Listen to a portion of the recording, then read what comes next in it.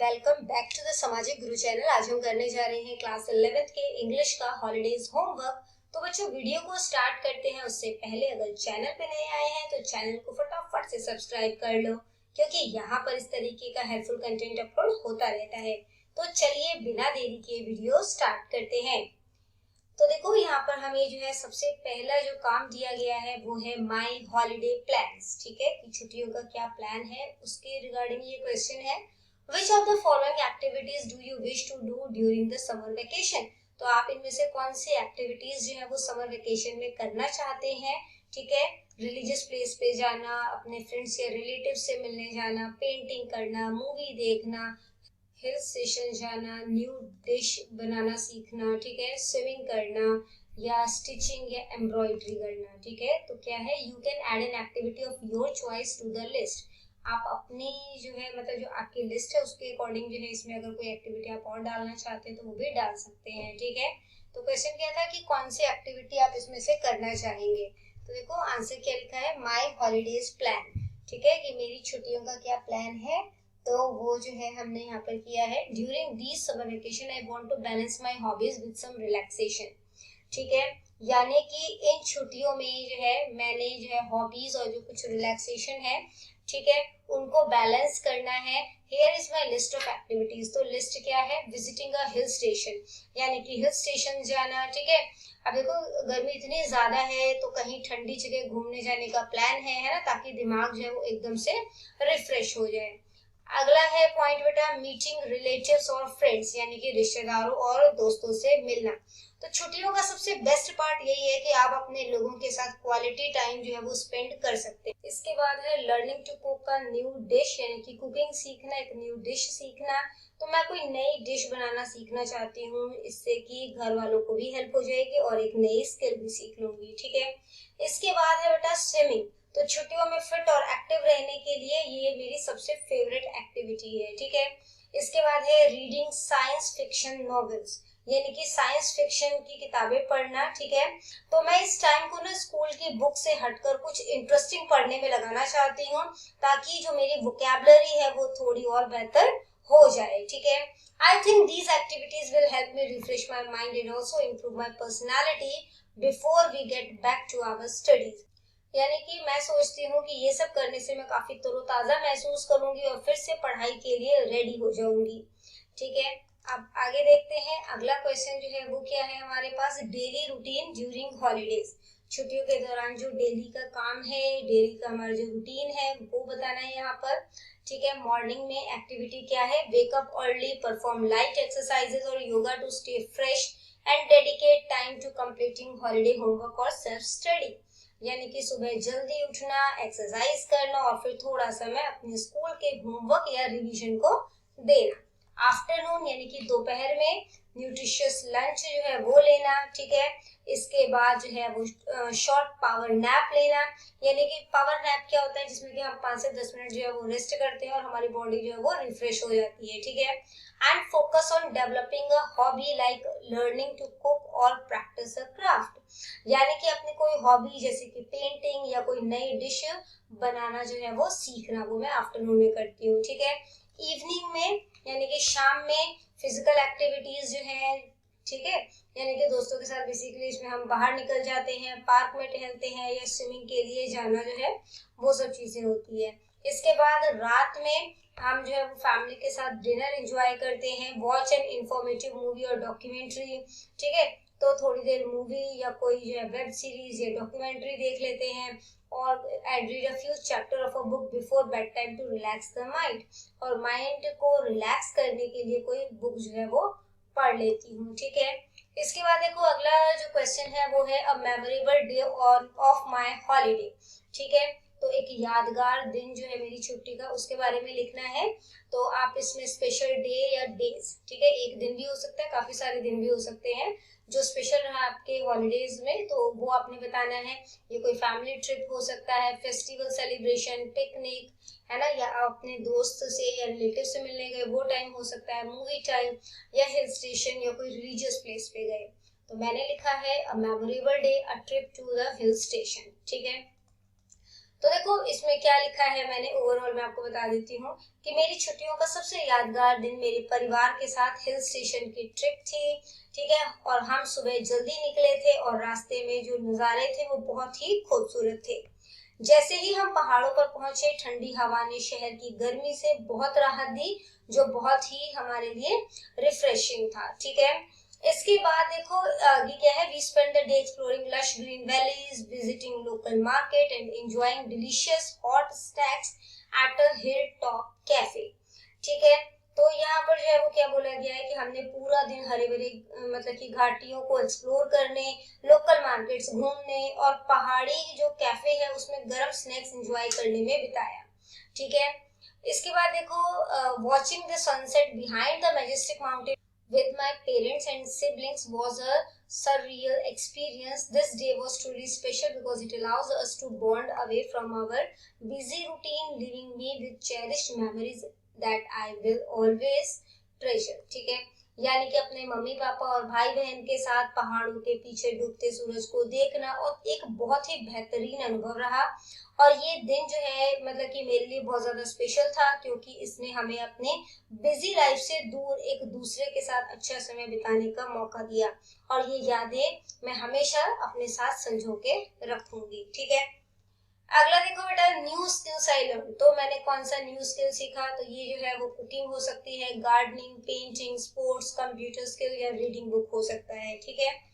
मैंने लिखा है during these summer holidays I decided to learn the skill of cooking. Initially I started by helping my mother in the kitchen, but soon I began preparing simple dishes like pasta and sandwiches on my own. यानी कि इन गर्मियों की छुट्टियों में cooking सीखने का फैसला किया मैंने। शुरुआत में तो मैंने अपने मम्मी की किचन में हेल्प की, ठीक है, लेकिन जल्द ही मैंने पास्ता और सैंडविच जैसे जो डिशेस है वो बनाना सीख लिया। इसके बाद है बेटा, learning to manage ingredients and follow recipe has been a fun and practical experience. It has not only made me more independent but also helped me understand the effort required to prepare a good meal. I feel proud of myself for picking up this essential life skill during my break. ठीक है, यानी कि recipes को follow करना और उसके जो ingredients है, ठीक है, यानी जो उसमें सामान डलता है ना, उसको मैनेज करना जो है वो काफी मजेदार रहा। और इससे न केवल मैं इंडिपेंडेंट हुई, बल्कि मुझे ये भी समझ में आया कि अच्छा खाना बनाने में कितनी मेहनत लगती है। और मुझे खुशी है कि मैंने अपनी इन छुट्टियों में ये जरूरी स्किल सीख ली, ठीक है। आगे देखो इम्पोर्टेंस ऑफ हॉलीडेज। तो छुट्टियों का क्या महत्व है।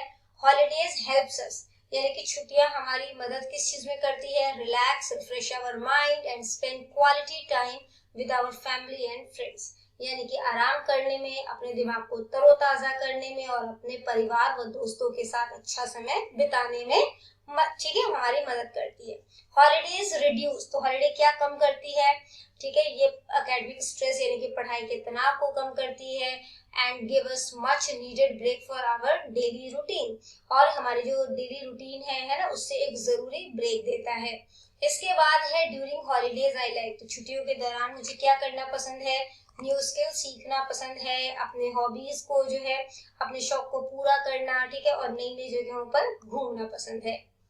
अगला है हॉलीडेज आर इम्पोर्टेंट बिकॉज। तो छुट्टियां क्यों जरूरी है, क्योंकि ये हमें अपॉर्चुनिटी देते हैं, मौके देते हैं नई चीजों को सीखने का क्लासरूम से बाहर, and help in overall personality development. और ये हमारे मतलब पर्सनालिटी यानी कि व्यक्तित्व के विकास में भी मदद करते हैं, ठीक है। इसके बाद देखो अगला पॉइंट है आई यूज माई हॉलीडेज फॉर। मैं अपनी छुट्टियों का इस्तेमाल किस लिए करती हूँ, अपने कम्युनिकेशन स्किल को इम्प्रूव करने के लिए, क्रिएटिव प्रोजेक्ट को करने के लिए और खुद को रिचार्ज करने के लिए, ठीक है, ताकि जो आगे आने वाली जो प्रॉब्लम्स होंगी या जो चुनौतियां हैं मेरे सामने है ना, उनको मैं अच्छे से टैकल कर सकूं या उसका अच्छे से मैं सामना कर सकूं। इसके बाद देखो बेटा एक्टिविटी ऑर्डर है, right 10 new English word learn during holidays. तो 10 जो आपने शब्द जो है वो सीखे इन छुट्टियों में, वो आपने लिखने हैं, उनके मीनिंग्स लिखने हैं और उनसे सेंटेंस बनाना है, ठीक है। तो देखो यहाँ पर सबसे पहला जो वर्ड है हमारे पास वो है रिजिलियंट, यानी कि कठिनाइयों से जल्दी उबरने वाला, ठीक है। इसके बाद है बेटा मेटिकुलस, यानी कि बहुत बारीकी से काम करने वाला।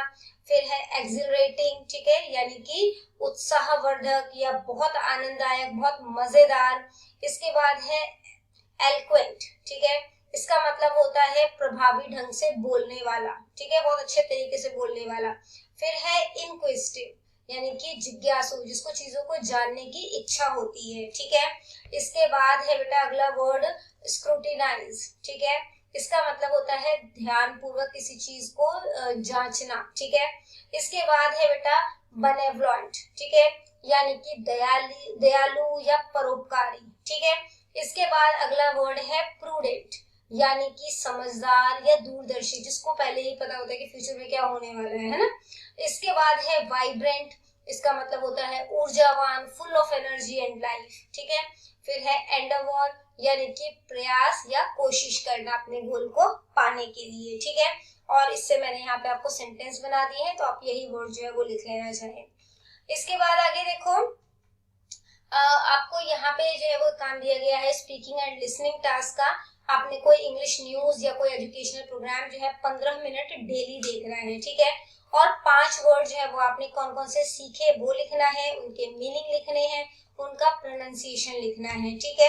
तो मैं आपको यहाँ पर जो है वो मैंने 4 दिन का जो है वो काम आपको दिखाया है। यहाँ पर आप इसी तरीके से छुट्टियों में ये काम करेंगे, ठीक है। जैसे कि एलोकेट, एलोकेट इस तरीके से बोलते हैं, टू डिस्ट्रीब्यूट और असाइन, ठीक है। इस तरीके से जो है ये वर्ड्स आपने लिखने हैं। इसके बाद देखो बेटा बुक रिव्यू है कि कोई इंग्लिश की स्टोरी बुक पढ़ो और जो है वो आपने बताना है name of the book. Book का क्या नाम है? Little Prince. किन्होंने लिखी है ये बुक? ऑथर यानी कौन है? एंटोनी डी सेंट, ठीक है, एक्सोप्री। इसके बाद है फेवरेट कैरेक्टर कौन है? लिटिल प्रिंस है मेरा फेवरेट कैरेक्टर। क्यों? Because of his innocence and his unique perspective of the world, कि वो कितना इनोसेंट है ना, और वर्ल्ड को लेकर उसके मतलब कि उसके विचार कितने अनोखे हैं। आपने क्या सीखा इस बुक को पढ़ के? तो मैंने लिखा है I learn that what is essential, मैंने सीखा कि जो भी चीज जरूरी है ना, is invisible to the eye and that true understanding comes from heart, ठीक है। जो भी चीजें असेंशियल है वो हमारी आंखों के सामने नहीं है, इनविजिबल है, और जो है अंडरस्टैंडिंग जो है वो हार्ट से आती है, लॉजिक से, कि सिर्फ लॉजिक से नहीं बल्कि दिल से आती है।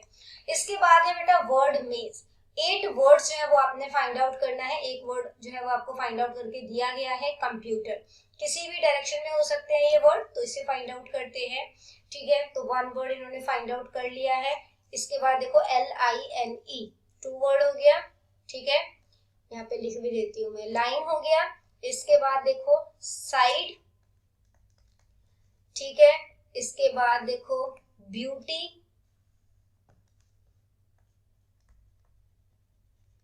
ठीक है, और देखो यहाँ पर कॉल, ठीक है। इसके बाद टेक्निकल, ठीक है, टेक्निकल हो गया। इसके बाद और देखो यहाँ पे नायलॉन, ठीक है। फिर है एवर, ईट,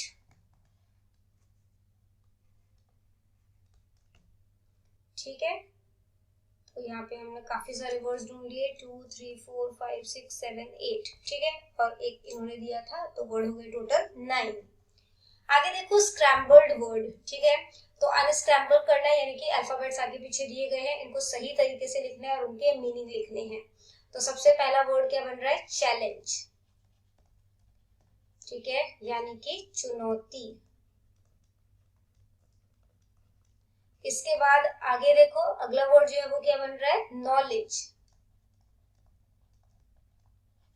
ठीक है, नॉलेज यानी ज्ञान। इसके बाद देखो अगला वर्ड जो है वो क्या बन रहा है हमारे पास? तो ये बन रहा है वर्मिलियन। इसका मतलब होता है सिंदूरी रंग है बेसिकली ये, ठीक है, सिंदूरी रंग। आगे देखो अगला वर्ड जो है वो क्या है? नंबर 4, ये है नेचर, यानी कि प्रकृति, ठीक है। अगला वर्ड देखो तो ये है ब्यूटी, यानी कि सुंदरता, ठीक है। इसके बाद आगे देखो तो अगला वर्ड जो है नंबर 6, वो है हमारे पास फ्रेंडशिप। तो ये वर्ड है फ्रेंडशिप, ठीक है। तो फ्रेंडशिप का मतलब क्या होता है? मित्रता। इसके बाद देखो अगला वर्ड जो है वो क्या बन रहा है? मैनेजमेंट। मैनेजमेंट, ठीक है, इसका मतलब होता है प्रबंधन। प्रबंधन, ठीक है। आगे देखो अगला वर्ड जो है वो क्या बन रहा है? ऑटोमोबाइल, ठीक है। ऑटोमोबाइल यानी कि वाहन। इसके बाद है बेटा इंजीनियर, ठीक है। इंजीनियर का मीनिंग देख लेना, वैसे ये मेरे ख्याल से अभियंता बोलते हैं इसे, ठीक है, एक बार चेक कर लेना फिर भी, अभियंता। और इसके बाद अगला वर्ड है इंस्टीट्यूट, ठीक है, यानी कि संस्थान। आगे देखो बेटा क्रॉसवर्ड पजल है, यहाँ पर क्लू आपको दिया गया है, ठीक है। Across noun of the word know is, तो नो का नाउन क्या हो जाएगा? तो हो जाएगा नोन। नंबर देखो यहाँ पे क्या है? 3, ठीक है। 3 नंबर में यहाँ पर लिखो KNOWN, नोन। आगे देखो name the poet of the poem lines written by early spring, तो ये क्या नाम है? किन्होंने लिखी है पोएम? विलियम वर्ड्सवर्थ, ठीक है, विलियम वर्ड्सवर्थ, ठीक है। आगे देखो बेटा इसके बाद है the stranger consulted the astrologer because he wanted to take, ठीक है। तो जो स्ट्रेंजर है वो एस्ट्रोलॉजर से मिलता है क्योंकि वो उससे क्या करना चाहता था? रेवेंज लेना चाहता था, बदला लेना चाहता था, ठीक है। REVENGE, ठीक है। आगे देखो Sudha was feeling very dash remembering her post card episode, तो वो नर्वस फील कर रही थी, ठीक है, नंबर 8, नर्वस। इसके बाद देखो dash had sharpen the astrologers perception, ठीक है, तो क्या हो जाएगा यहाँ पे? ये हो जाएगा प्रैक्टिस, PRACTI,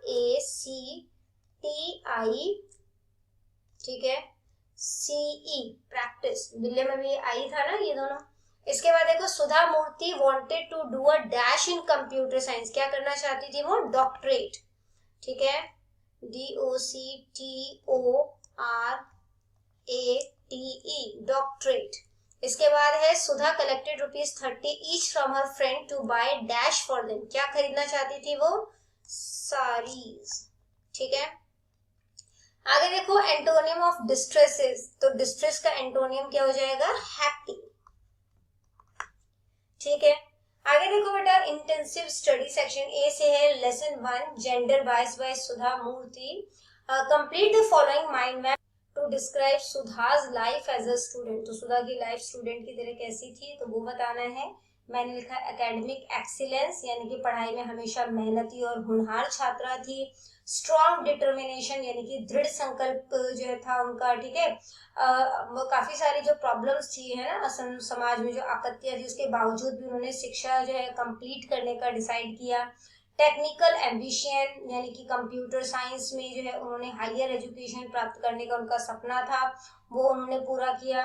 रेजिलियंस, यानी कि सहनशीलता, अपनी काबिलियत पर संदेह करने वालों को धैर्य से सामना किया, ठीक है। इसके बाद है ब्रेकिंग बैरियर्स, यानी कि बाधाएं तोड़ना। तकनीकी क्षेत्र में जब उन्होंने एंटर किया तो अन्य लड़कियों के लिए उन्होंने रास्ते खोल दिए, ठीक है। आगे देखो गोल ओरिएंटेड, ठीक है, यानी कि वो अपने गोल ओरिएंटेड का मतलब होता है लक्ष्य केंद्रित होना, ठीक है।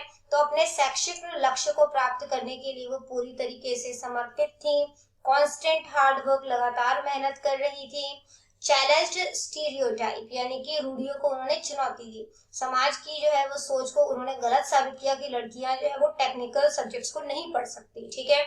इसके बाद देखो लाइफ लॉन्ग लर्नर, यानी कि उन्होंने आजीवन जो है वो सीखने वाली थी। पढ़ाई के मतलब के प्रति उनका जो जुनून था और नई चीजें सीखने की जो उत्सुकता थी वो हमेशा उनमें बनी रही। इसके बाद सेल्फ कॉन्फिडेंट, ठीक है, यानी कि वो आत्मविश्वासी थी, अपने निर्णयों और अपनी क्षमता पर उनको अटूट विश्वास था। इसके बाद देखो, complete the following mind map to clarify the central idea of the poem lines written in early spring. तो सेंट्रल आइडिया जो है वो बेसिकली इसमें आपने लिखना है, ठीक है। तो सबसे पहला है एलिनेशन फ्रॉम नेचर, यानी कि प्रकृति से अलगाव, ठीक है। यानी कि मनुष्य का प्रकृति से दूर होना ही उनके दुखों और कष्टों का मुख्य कारण है। इसके बाद है बेटा मेटेरियलिस्टिक मैडनेस, यानी कि जो मतलब कि मटेरियल वाली चीजें होती है ना, उनके पीछे भागने की जो मनुष्य की जो दीवानगी होती है ना, उसकी मानसिक वो जो मानसिक शांति को ये बेसिकली नष्ट कर देती है, ठीक है। इसके बाद है कॉज ऑफ डिस्ट्रेस, ठीक है। यानी कि ये जो है वो बेसिकली क्या है, डिस्ट्रेस यानी कि कष्ट का जो है वो कारण है। इंसान जो है उसको दुख क्यों होता है, क्योंकि प्रकृति से वो अलगाव हो जाता है, उसका अलग हो जाता है, ठीक है। नीड फॉर रिकनेक्शन, तो जो है अब जरूरत होती है कि वो दोबारा से जो है वो नेचर से कनेक्ट हुए। स्टॉप एक्सप्लॉयटेशन, ठीक है, यानी कि जो शोषण जो है वो बंद करना, मनुष्य को प्रकृति का शोषण करना बंद कर देना चाहिए। सेल्फ क्रिएटेड चाउस, यानी कि आपको मतलब कि वर्तमान में जो मनुष्य है ना, उन्होंने खुद जो है वो अव्यवस्था जो है वो उत्पन्न की है ना, अव्यवस्था जो है वो बनाई है, ताकि जो है और उसी के थ्रू जो है वो प्रॉब्लम जो है वो मतलब कि फेस आउट कर रहा है। इसके बाद है फ्रेंडली रिलेशनशिप, ठीक है, यानी कि जो है हमें जो है वो दोस्त मतलब कि नेचर के साथ जो है वो दोस्ती भरा व्यवहार रखना चाहिए। नेचर जो है वो सॉल्यूशन है किसी भी प्रॉब्लम का हमारे, ठीक है। इसके अलावा पाथ टू हैप्पीनेस, यानी कि खुशी का जो है यही रास्ता है, ठीक है, कि प्रकृति के साथ जो है इंसानों के संबंध फिर से अच्छे हो सके और इंसानों की जो खोई हुई खुशी है उसको पाने का ये एकमात्र तरीका है। इसके बाद है बेटा एन एस्ट्रोलॉजर्स डे, ठीक है। इसमें आपने जो है वो कैरेक्टर स्केच जो है एस्ट्रोलॉजर का वो लिखना है, ठीक है। तो देखो, सबसे पहले जो एस्ट्रोलॉजर था वो फार्मर्स बैकग्राउंड का था। जो ज्योतिषी है वो मूल रूप से एक जो है वो फार्मर के मतलब कि फार्मर के फैमिली से था। स्टैब्ड अ मैन, ठीक है, इसने जो है एक इंसान को जो है वो मार दिया था नशे में, है ना। इसके बाद है start a new life as an astrologer, उसके बाद उसने अपनी न्यू लाइफ एस्ट्रोलॉजर के रूप में स्टार्ट की। उसे कोई एक्चुअल नॉलेज नहीं थी, वो सिर्फ गेस किया करता था, ठीक है, कि इसके साथ ये हुआ होगा। प्रोफेशनल अपीयरेंस में है ना, पूरा मतलब कि अपना पहनावे पे पूरा ध्यान रखता था कि वो एस्ट्रोलॉजर लगे। इसके बाद है चेरिस्मेटिक, यानी कि प्रभावशाली, वो मीठी बातों से अपने ग्राहकों को प्रभावित करता था। टेक्टफुल, यानी कि बहुत ही चतुर था, ठीक है।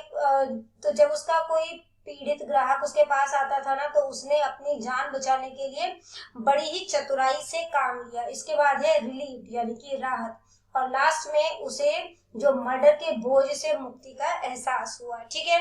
इसके बाद देखो इम्प्रूव योर हैंड राइटिंग, इसके लिए आपको कर्सिव राइटिंग में ये लाइंस दी गई है जिनको कि आपने जो है यहाँ पे जो है वो लिखना है, ठीक है। इसके बाद देखो बेटा, आपको जो है वो क्या बोला गया है, आपने जो अप्रैल और मई मंथ का जो सिलेबस है उसे आपने कवर अप करना है, ठीक है, for the bio monthly exam, क्योंकि जुलाई में आपके बायो मंथली एग्जाम होने वाले हैं। उसके लिए पहले ही छुट्टियों में तैयारी कर ले। प्रोजेक्ट डेकोरेशन आइडिया क्या है, सबसे पहले जो है वो ब्यूटीफुल कवर पेज जो है प्रोजेक्ट फाइल का बनाना है, बॉर्डर वगैरह बनाओ, है ना।